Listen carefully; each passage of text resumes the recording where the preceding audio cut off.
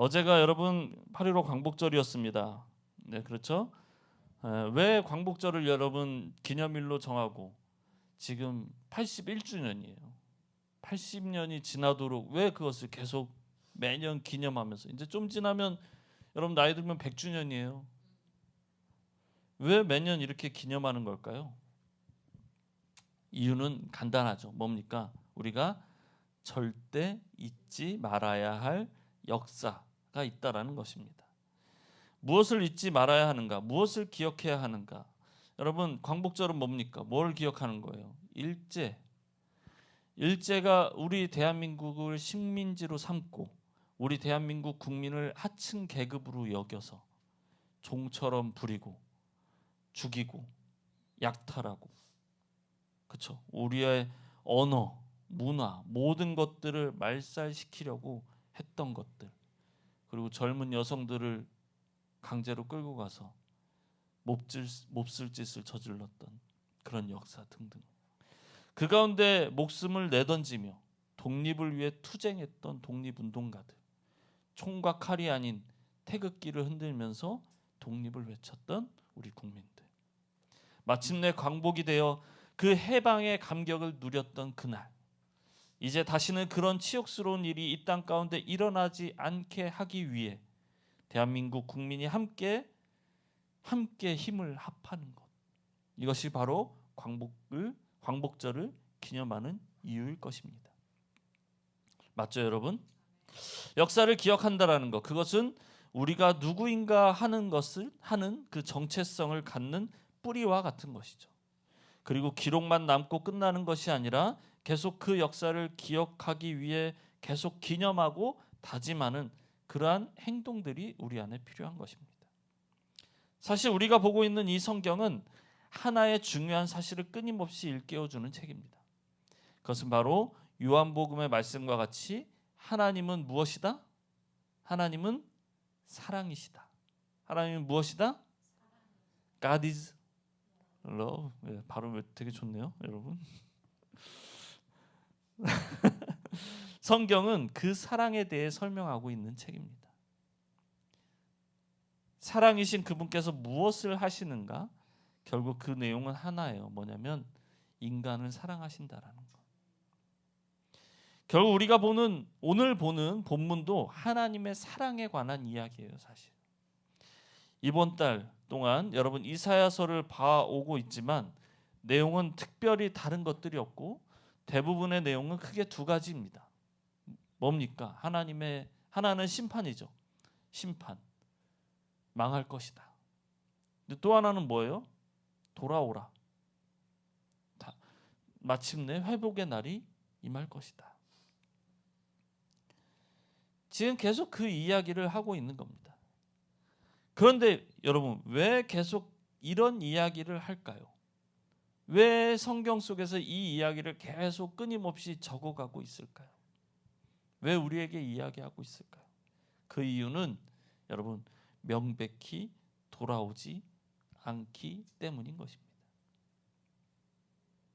단순히 돌아오는 것을 넘어 하나님을 비아냥거리기까지 합니다. 오늘 본문에서. 그것이 바로 오늘 본문의 내용인데요. 여러분 우리가 읽은 본문 바로 앞, 즉 1절부터는 사마리아, 북이스라엘에 대한 심판이 나오게 됩니다. 1절부터는.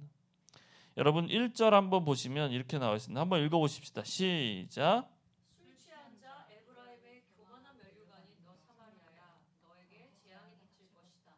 술에 빠진 주정꾼의 도성, 기름진 평야의 높은 언덕에 화려한 왕관처럼 우뚝 솟은 사마리아야, 시들어가는 꽃 같은 너에게 재앙이 닥칠 것이다. 예, 여러분 딱 첫 마디가 뭡니까? 술 취한 자 에브라임 이렇게 나와 있습니다. 사마리아를 여러분 술 취한 자로 표현하고 있습니다. 여러분 취한다라는 게 뭡니까? 정신 못 차려. 맞아요. 절제가 안 되는 걸 이야기하는 겁니다. 중동에는 여러분 물이 귀했습니다. 물이 없었어요. 그래서 물을 만들었어요. 뭘로? 포도주로 만든 거예요. 물이 없으니까 포도주를 마시는 겁니다. 먹을 수밖에 없는 상황이에요, 그 나라는. 그러나 상황에 맞춰 적절하게 마셔야 되는데 취한다라는 것은 뭡니까, 여러분? 정신을 놓은 상태, 그런 상황에 다다른 것이죠. 지금 사마리아가 그런 상황이라고 말하고 있는 것입니다. 그래서 하나님을 의지하지 않고 오직 자신들의 부에만 집중했어요. 그래서 여러분 자연스레 수도였던 사마리아가 그렇게 화려할 수 있었던 겁니다. 그래서 그 수도였던 사마리아, 산 위에 화려하게 보이던 그 사마리아를 오늘 본문은 에브라임의 교만한 면류관 이렇게 이야기하고 있는 겁니다. 네, 보면은 계속 그 이야기를 하고 있습니다. 1절 뒤에도 보면 어떻게 나와 있습니까? 화려한 왕관처럼 우뚝 솟은 사마리아야라고 이야기합니다. 그런데 여러분 그런 북이스라엘이 어떻게 된다라고 이야기하고 있습니까? 여러분 2절부터 보면은 재앙이 닥칠 것이다라고 이야기합니다. 다 쓸어갈 것이다. 너를 잡아 땅에 쓰러뜨리실 것이다. 3절에 보니까 술 취한 자 짓밟힐 것이다. 나오죠? 4절도 보면 이렇게 하면서 따먹힌다라고 나와 있고 그렇게 나와 있습니다. 북이스라엘에 대한 심판을 말씀하고 계시는 겁니다. 하지만 북이스라엘 역시도 하나님의 자녀이죠. 하나님의 백성이죠. 그래서 심판만을 말씀하시지 않고 소망의 메시지를 또한 하십니다. 5절부터 한번 읽어보십시다. 시작. 그날이 오면 만군의 주님께서 친히 주님의 남은 백성에게 아름다운 면류관이 되시며 영화로운 왕관이 되실 것이다. 6절. 주님께서는 재판관이 된 사람들에게 공평의 영을 주시고 용사들에게는 성읍 문으로 쳐들어온 적을 막는 용기를 주실 것이다. 자, 여러분 이런 소망의 말씀도 내비쳐 주십니다. 하지만 기본적인 그 구조 속에 뭐가 있는 거예요? 심판이 있는 거예요. 그렇죠? 망하게 될 것이다. 자, 여러분 이런 말씀을 남유다가 들었다면 어떻게 할까요? 남유다는 어떻게 하는 게 정답일까요? 뭘 해야 됩니까? 회개해야죠. 우리도 이렇게 될 수 있구나. 회개하자. 주님께 돌아가자. 이것이 분명한 정답일 것 같은데 남유다는 이 메시지를 전혀 귀담아 듣지 않습니다. 그들도 사실은 마찬가지의 상황이었기 때문입니다. 여러분 7절을 보니까 뭐라고 나와 있습니까? 포도주에 취해 비틀거리고 휘청거리고, 그리고 8절을 보니까 뭐라고 나와 있냐면 술상마다 토한 것이 가득하여 더럽지 않은 곳이 없다. 1절에도 여러분 실제 술 취한 모습을 빌려 사마리아의 교만한 그 영적 무절제를 폭로했습니다. 그런데 여러분 7절과 8절에 보니까 이미지가 훨씬 더 뭔가 더 구체적이죠. 진짜 뭔가 좀 보이지 않습니까? 그림이 구체적으로 확대합니다. 제사장과 예언자까지 술에 취해 환상을 분별하지 못하고 판결을 제대로 하지 못합니다.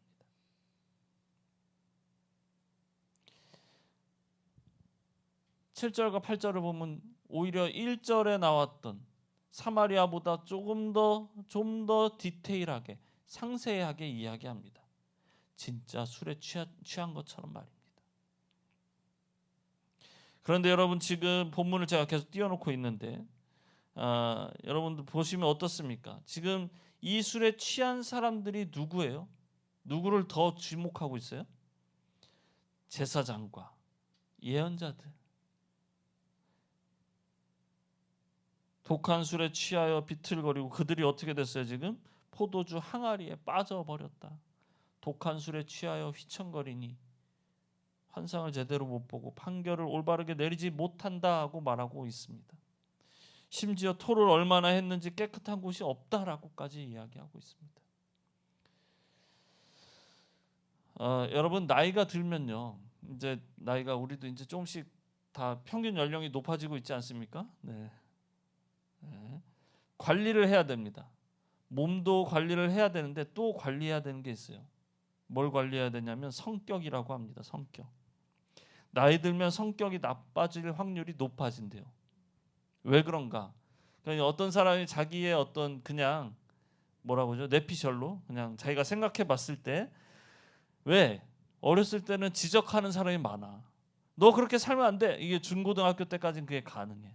근데 성인이 되는 순간 나를 통제하거나 지적하는 사람들이 없으니까. 기준이 없으니까.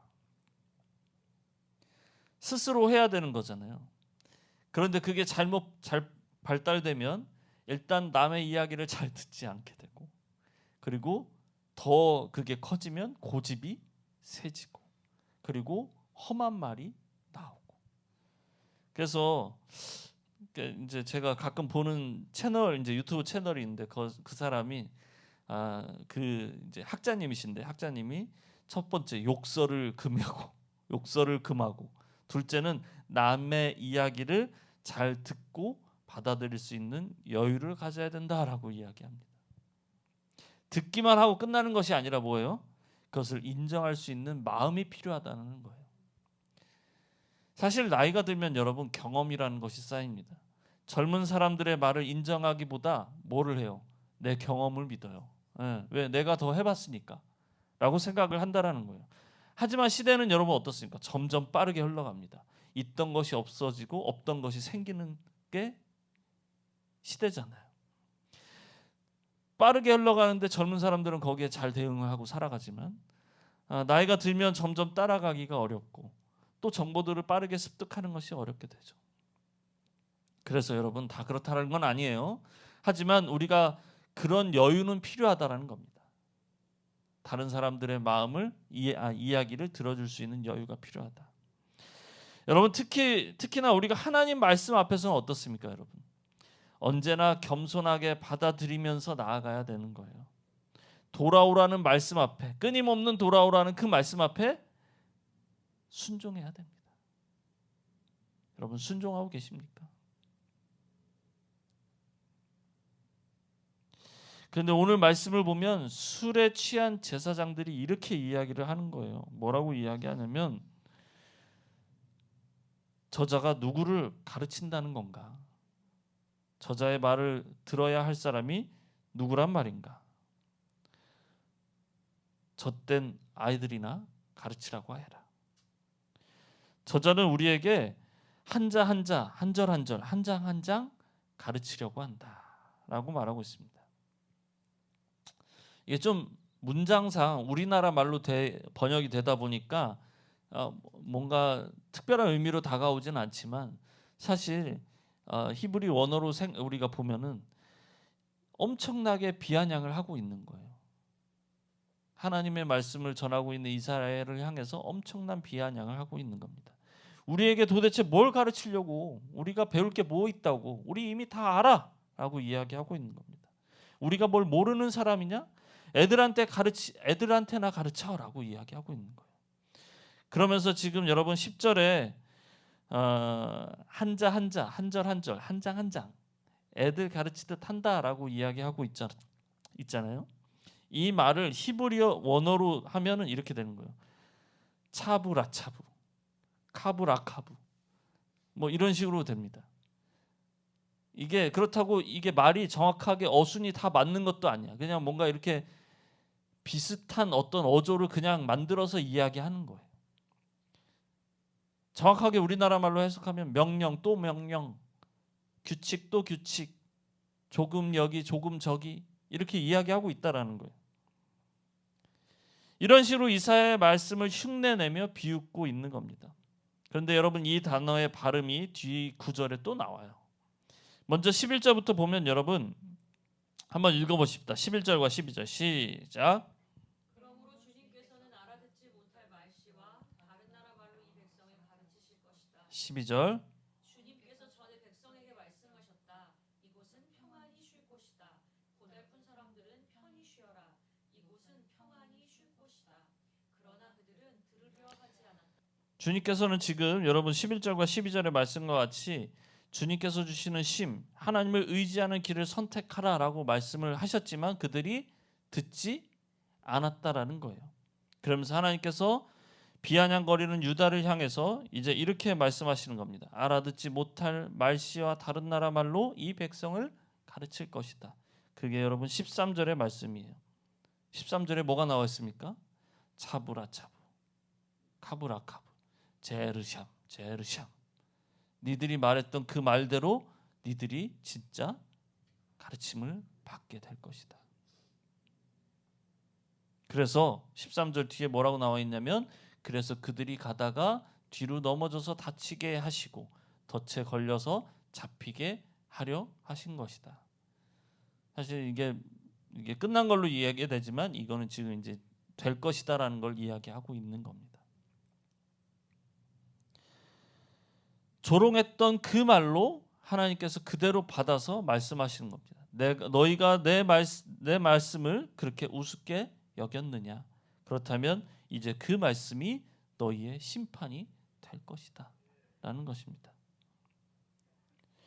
여러분, 사실 하나님은 우리가 지금 방금 봤지만 12절을 통해서 이곳이 쉼이다, 지친 자들은 쉬라라고 말씀하고 계십니다.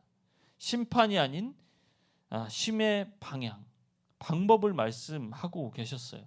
그러나 그들은 못 들은 게 아니라 뭔 거예요? 안 들은 거죠. 듣지를 않았다라고 성경은 명확하게 이야기하고 있습니다. 오히려 하나님의 말씀을 아이들에게 하는 잔소리 정도로 여겼다라고 이야기하고 있어요. 차부라차부, 카브라카부, 카브라카부, 제르샴. 결국 그들이 이렇게 이야기했던 그 조롱이 이제 그들에게 심판의 말씀으로 임하게 됐다라는 것입니다. 그래서 13절 말씀과 같이 여기 뒤에 보시면 이 단어가 있죠. 동사가 있죠. 넘어지고, 다치고, 걸려들고, 잡히고 하는 결과로 이어지게 된다라는 것입니다. 그러면서 여러분 14절과 15절 보니까 이렇게 나와 있습니다. 그러므로 주님의 말씀을 들어라. 너희 조롱하기를 좋아하는 자들아, 예루살렘에 사는 이 백성을 다스리는 지도자들아, 너희는 자랑하기를 우리는 죽음과 언약을 맺었고 수월과 협약을 맺었다.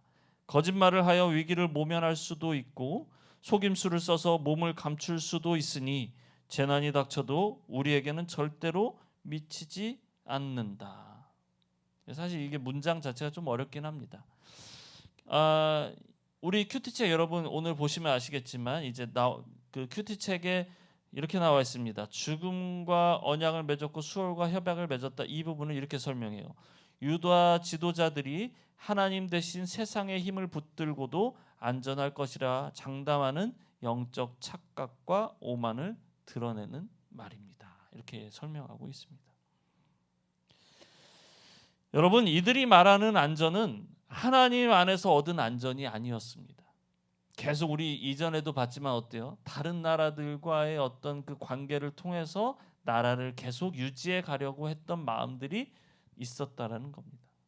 하나님을 바라보지 않고 눈에 보이는 정치적 계산, 인간적 방법, 자신들이 만들어 놓은 안전장치를 의지하고 있었습니다.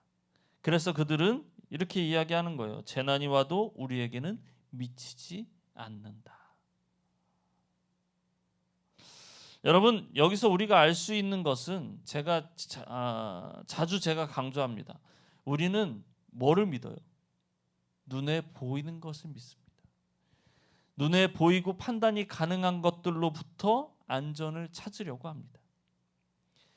하나님을 바라봅니다. 하나님을 의지합니다라고 고백하지만 막상 우리의 삶에서는 하나님을 바라보기보단 방금 얘기했던 눈에 보이고 판단이 가능하고 결과물로 확인했던 것들을 믿으려고 하는 성향들이 있다라는 거예요. 그런데 여러분, 그런 결과들이 항상 동일합니까? 나의 판단이 그 결과가 항상 동일하게 나타납니까? 얼마나 많은 변수가 있습니까, 여러분? 우리의 삶에서 내가 아무리 운전을 잘해도, 내가 아무리 방어 운전을 해도 어때요? 와서 박으면 이건 뭐 방법이 없잖아. 어디서 어떻게 박을 줄 우리가 알 수 없잖아요. 아무리 내가 건강을 생각해서 맛있는 게 아니라 좋은 것을 먹고 건강한 것을 먹고 해도 내가 여러분, 우리가 스트레스 한 번만 잘못 받으면 암에 걸리는 거예요. 아픈 거예요, 몸이. 이런 일만 그렇습니까, 여러분? 삶의 모든 일에 우리가 주관할 수 있는 일은 사실 너무나 제한적입니다. 우리 마음대로 가능한 것은 우리의 인생 가운데 아주 작은 테두리 안에 있다라고요. 그런데 우리는 마치 남유다와 같이 생각할 때가 많다라는 겁니다. 이미 다 알아요. 하나님이 어떤 마음이시고 우리가 어떻게 살아가야 되는지 잘 압니다. 그런데 문제는 그게 삶에 영향을 주지 않으면 아는 것이 진짜 아는 게 아니라는 겁니다. 그렇다면 어떻게 사는 것이 올바른 것인가, 여러분? 오늘 말씀의 제목이 뭐였습니까, 여러분? 삶의 기준을 바로 세워라입니다. 삶의 기준을 바로 세워라. 우리의 삶의 기준은 여러분 어디에 있습니까? 우리의 삶의 기준은 어디에 있습니까? 경험에 있습니까? 내 판단에 있습니까? 내 생각에 있습니까? 하나님께서 이렇게 말씀하십니다. 여러분 16절 한번 읽어보십시다. 시작. 그러므로 주 하나님께서 이렇게 말씀하신다. 내가 시온에 주춧돌을 놓는다. 얼마나 견고한지 시험하여 본 돌이다. 이 귀한 돌을 모퉁이에 놓아서 기초를 튼튼히 세울 것이니 이것을 의지하는 사람은 불안하지 않을 것이다. 여러분 일단 하나님은 우리가 스스로 열심을 다하는 것을 원하시지 않습니다. 우리가 안전을 스스로 구하라고 말씀하지 않습니다. 여러분 이 16절 앞에 보니까 뭐라고 나와 있습니까? 누가 한다고 나와 있습니까? 내가. 하나님께서 내가 놓는다. 또 내가 세울 것이다. 사람이 아닌 하나님의 움직임입니다. 누가 한다고요? 하나님이 하시는 겁니다. 17절도 한번 읽어보십시다. 시작. 내가 공평으로 줄자를 삼고 공의로 저울을 삼을 것이니 거짓말로 위기를 모면한 사람은 우박이 휩쓸어가고 속임수로 몸을 감춘 사람은 물에 떠내려 갈 것이다. 여러분 제가 공사일을 가끔 나가잖아요. 그러면 수평 수직을 잡아야 할 일들이 많이 있습니다. 뭐 여기 음악 하시는 분들 많으니까 왜 앞에 마이크 박스 이런 거 있잖아요. 보면은 딱 옆면에 저런 콘센트처럼 이렇게 딱 맞춰서 해야 되는데 내 눈으로 봤을 때는 수평이 잘 맞는 것 같아. 그래서 하나를 박아보려고 하는데 뭔가 의심쩍어. 그래서 수평자를 갖다 대보면 안 맞아요. 이렇게 틀어져 있어. 그리고 어딘가 이렇게 보면서 수평 수직을 맞춰 간격을 맞췄다고 딱 생각을 했는데 보니까 안 맞아. 왜? 옆에 다른 것들과 기준을 삼아서 보기 때문에 사람의 눈은 옆에 뭐가 있느냐에 따라 기준이 달라 보여요. 똑같아 보이는데 막상 대보면 길이가 달라. 공사에 가보면 여러분 또 옆에 저만 일하는 게 아니라 수십 년 동안 여러분 이렇게 장인들이 있어요. 벽돌을 막 쌓으시는 어르신들이 있거든요. 그 뭐죠, 여러분? 항상 그 바람 잘 통하는 군복 바지 같은 거 있잖아요. 파자마 바지 그런 거 입고 탁 세면 바르면서 벽돌을 막 쌓으시는 분들이 있는데 한 20-30년 하셨을 거 아니야. 그러면 실을 안 놔도 되지 않을까? 기준실을. 근데 그분들은 한 줄 쌓고 실 다시 놓고 다시 쌓고 그 위에 또 실 한 줄 놓고 수평을 항상 봐요. 내가 괜찮다라고 생각하는 것이 여러분 기준이 아닙니다. 하나님께서 옳다고 말씀하시는 것이 기준인 것입니다. 내가 안전하다고 느끼는 것이 아니라 하나님께서 안전하다고 말씀하시는 거기가 진짜 안전한 곳입니다. 18절 한번 읽어보십시다. 시작. 그래서 죽음과 맺은 너희의 언약은 깨지고 소울과 맺은 너희의 협약은 파기될 것이다. 재앙이 닥쳐올 때에 너희가 그것을 피하지 못하고 꼼짝없이 당하고 말 것이다. 네, 아까 앞에서 이야기했던 내용들이 반복되죠. 그렇죠? 그것을 가지고 말씀하시는 겁니다. 아까 이야기했던 것들이 송두리째 무너질 것을 말씀하고 계시는 거예요. 그러면서 여러분 19절도 보니까 재난이 유행병처럼 퍼질 때 너희가 피하지 못할 것이다. 그 재난이 아침마다 너희를 치고 밤낮을 가리지 않고 너희를 엄습할 것이다. 이 말씀을 알아듣는 것이 오히려 두려움이 될 것이다. 세워놓았던 자신들의 안전장치들이 산산이 무너질 것이다 라고 말씀하고 계시는 겁니다. 그래서 결국 어떻게 되는가? 여러분 20절 같이 한번 읽어보십시다. 시작. 너희는 마치 침대가 짧아서 다리를 펴지 못하는 것 같이 되고 이불이 작아서 몸을 덮지 못하는 것 같이 될 것이다. 네, 이게 무슨 말입니까, 여러분? 집이 내 집이 아니라는 거예요. 불안하다는 겁니다. 안전하지 않다라는 겁니다. 제대로 보호되는 것이 하나도 없다라고 이야기하고 있는 겁니다. 이것이 사람이 만든 안전이라고 말하고 있는 겁니다. 침대가 작고 이불이 작습니다. 이것이 여러분 인간의 한계인 것입니다. 그렇다면 여러분 우리의 삶의 기준은 어디에 두어야 하겠습니까? 삶의 기준을 나로부터 만드는 것이 아니라 계속 이야기하지만 하나님께서 세우신 기준에 두어야 할 것입니다. 그렇다면 그 기준이 무엇인가? 우리가 사실 본문에서 읽었습니다. 16절에 보니까 내가 시온에 주춧돌을 놓는다. 얼마나 견고한지 시험하여 본 돌이다. 이 귀한 돌을 모퉁이에 놓아서 기초를 튼튼히 세울 것이니 이것을 의지하는 사람은 불안하지 않을 것이다. 할렐루야. 이 주춧돌이 신약에 오면 이제 누구를 가리키는 거예요? 예수 그리스도를 가리키고 있는 것입니다. 그래서 여러분 베드로전서 2장에서는 이 말씀을 인용해서 이야기합니다. 성경에 이런 말씀이 있습니다. 보아라, 내가 골라낸 귀한 모퉁이 돌 하나를 시온에 둔다. 그를 믿는 사람은 결코 부끄러움을 당하지 않을 것이다. 그러므로 이 돌을 믿는 사람들인 여러분에게는 귀한 것이지만 믿지 않는 사람들에게는 집 짓는 자들이 버렸으나 모퉁이의 머릿돌이 된 돌이요 또한 걸리는 돌과 넘어지게 하는 바위입니다. 라고 이야기합니다. 하나님께서 예수 그리스도를 이 땅 가운데 기준으로 보내신 것입니다. 예수님은 우리의 삶을 세우는 주춧돌이 되십니다. 그런데 여러분 같은 돌인데 사람마다 방금 베드로전서의 말씀과 같이 다른 반응을 보일 수 있다라는 거예요. 누군가에게는 집을 세우는 귀한 모퉁이 돌이 됩니다. 제가 전에도 이야기했죠.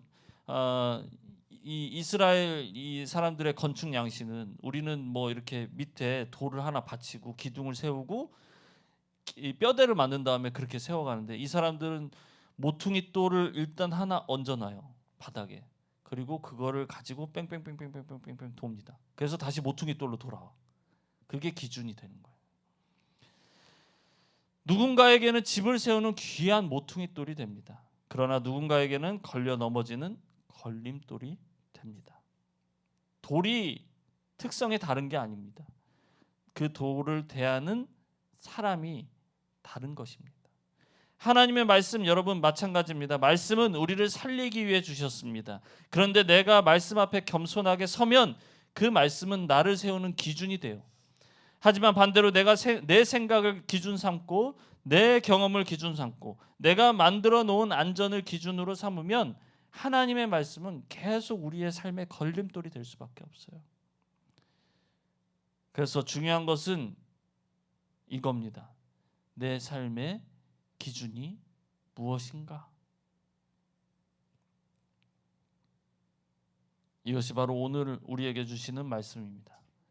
삶의 기준을 여러분 바로 세우십시오. 우리 한번 옆 사람들에게 결단해 볼까요? 삶의 기준을 바로 세우십시오. 네, 삶의 기준을 바로 세우십시오. 화이팅! 내가 기준이 되지 말고 세상이 기준이 되지 않고 내 경험이 기준이 되지 않고 예수 그리스도를 삶의 주춧돌로 삼으십시오. 그러할 때 그 위에 우리의 가정이 바로 세워지고 우리의 신앙이 바로 세워지고 우리의 삶이 바로 세워질 줄로 믿습니다. 그 믿음을 갖고 말씀을 바탕으로 예수 그리스도를 기준으로 삼고 살아갈 수 있는 저와 여러분 우리 모두가 되기를 예수님의 이름으로 축원합니다.